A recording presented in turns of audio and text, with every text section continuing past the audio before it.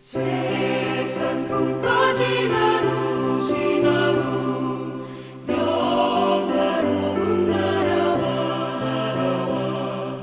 눈물 없는 곳으로 들어가게 하소서. 주여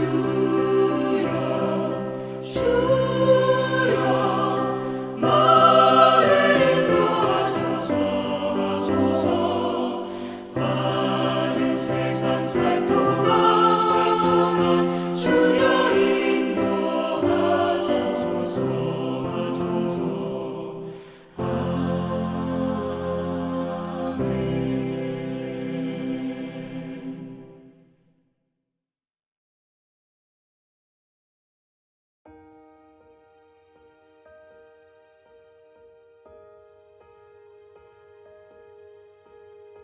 여자가 이르되 주여 그런 물을 내게 주사 목마르지도 않고 또 여기 물 기르러 오지도 않게 하옵소서.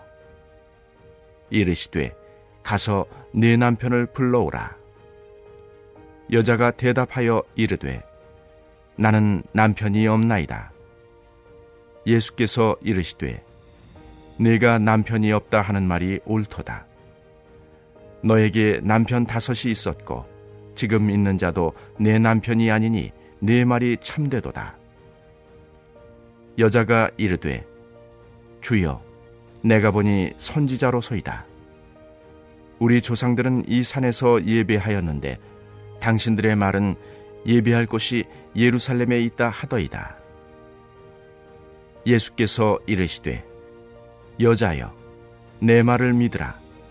이 산에서도 말고 예루살렘에서도 말고 너희가 아버지께 예배할 때가 이르리라. 너희는 알지 못하는 것을 예배하고 우리는 아는 것을 예배하노니 이는 구원이 유대인에게서 남이라. 아버지께 참되게 예배하는 자들은 영과 진리로 예배할 때가 오나니 곧 이때라. 아버지께서는 자기에게 이렇게 예배하는 자들을 찾으시느니라. 하나님은 영이시니 예배하는 자가 영과 진리로 예배할지니라. 여자가 이르되 메시아 곧 그리스도라 하는 이가 오실 줄을 내가 아노니 그가 오시면 모든 것을 우리에게 알려주시리이다.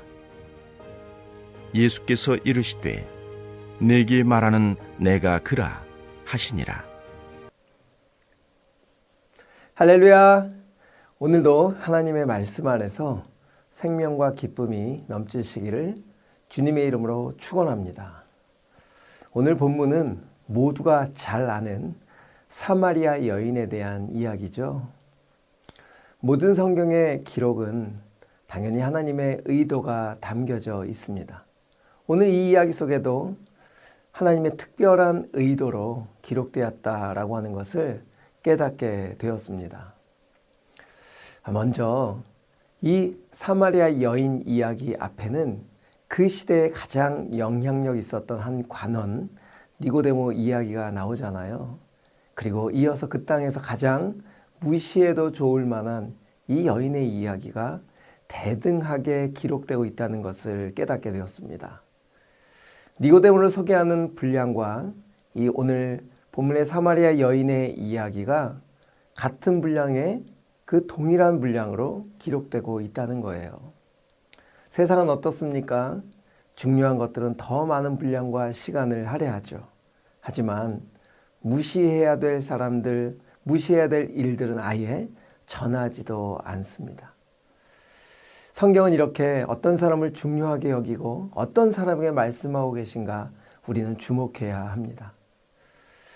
우리도 마찬가지죠. 중요한 사람들과는 시간을 두고 하지만 중요하지 않다고 생각하면 무시할 때가 참 많다는 거예요.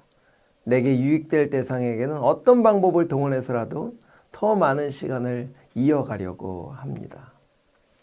이것이 바로 우리의 태도이죠. 그러나 우리 주님은 그렇지 않았습니다.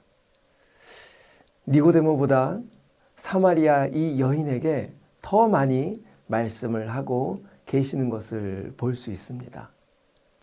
주님은 이 여인에게 복음을 전해야 할 대상이 니고데모보다 전혀 다르지 않다는 것을 우리는 보게 되는 거죠. 여러분, 우리는 날마다 이런저런 잣대와 기준으로 사람들을 평가하죠. 오늘 우리 주님의 대화 속에서 우리의 그 무언의 평가들이 얼마나 교만한지 깨달아야 합니다.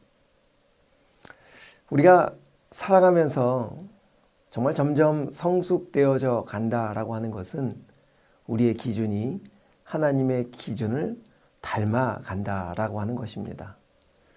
오늘 말씀을 준비하면서 저도 이런 기도를 드렸습니다. 하나님, 제가 만나는 많은 사람들에게 나의 교만한 잣대로 판단하지 않고 우리 주님이 대하신 것처럼 사랑으로 대하는 자가 되게 하여 주옵소서.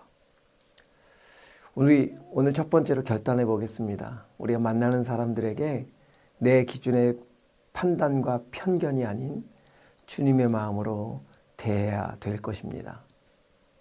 이렇게 주님의 편견 없는 대화를 통해 이 여인은 5 남자로부터 거절당했던 그 깊은 상처의 마음이 열리기 시작하죠. 우리 오늘 본문 요한복음 4장 15절 말씀 읽겠습니다. 여자가 이르되 주여 그런 물을 내게 주사 목마르지도 않고 또 여기 물 기르러 오지도 않게 하옵소서. 아멘. 여인은 예수님에게 관심을 갖기 시작했고 생수에 대해서 관심을 갖기 시작했습니다.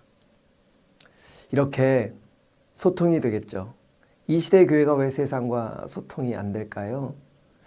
우리 입장만 이야기하는 독백, 일방적이기 때문이 아닐까요? 예수님은 우리와 소통하시기 위해서 하나님의 본체를 내어 놓으셨습니다.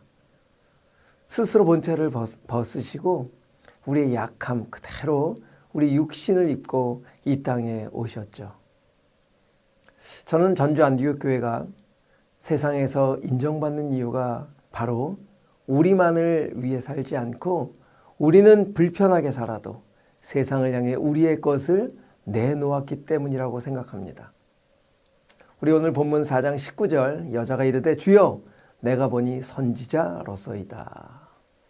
이제 이 여인은 이상한 한 유대인의 남자에서 예수님을 선지자로 더 나아가 하나님의 아들 메시아로 보게 되었습니다.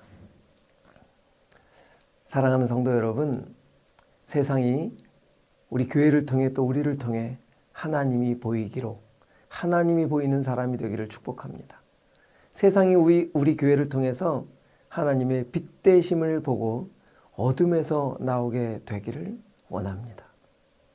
또한 세상이 우리를 통해 우리를 봄으로 삶의 의미를 찾는 소금의 맛을 보게 되기를 원합니다. 이렇게 오늘 이 본문은 우리의 편견을 넘어 하나님의 사랑, 예수 그리스도의 사랑으로 대하기를 바라는 말씀을 전하고 있고요. 마지막으로 신령과 진정에 대한 예배에 대해서 설명하고 있습니다. 여러분, 신령과 진정은 어떤 거룩한 마음의 자세나 경건한 태도를 말하는 것이 아닙니다. 바로 신령과 진정으로 예배 드린다라고 하는 것은 우리의 태도가 아니라 우리의 상태를 말하고 있죠. 하나님의 영, 생명을 받는 자리가 바로 예배고 또 성령으로 반응하는 것이 바로 예배고 그렇게 하나님과 소통되는 것을 예배, 신령과 진정이라고 말하고 있는 것입니다. 사랑하는 성도 여러분, 오늘 주일입니다.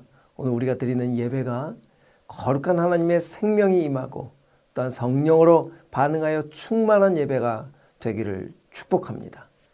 우리 오늘 이렇게 기도하겠습니다. 하나님, 그동안 우리가 사람들을 대했던 평가와 편견을 용서하여 주시고 주님의 사랑으로 대하는 우리 모두 되게 하여 주옵소서. 두 번째로 오늘 예배마다 많은 사람이 주께 돌아오는 놀라운 하나님의 생명으로 반응하는 하루 되게 하여 주옵소서. 우리 다 같이 기도하며 나가겠습니다.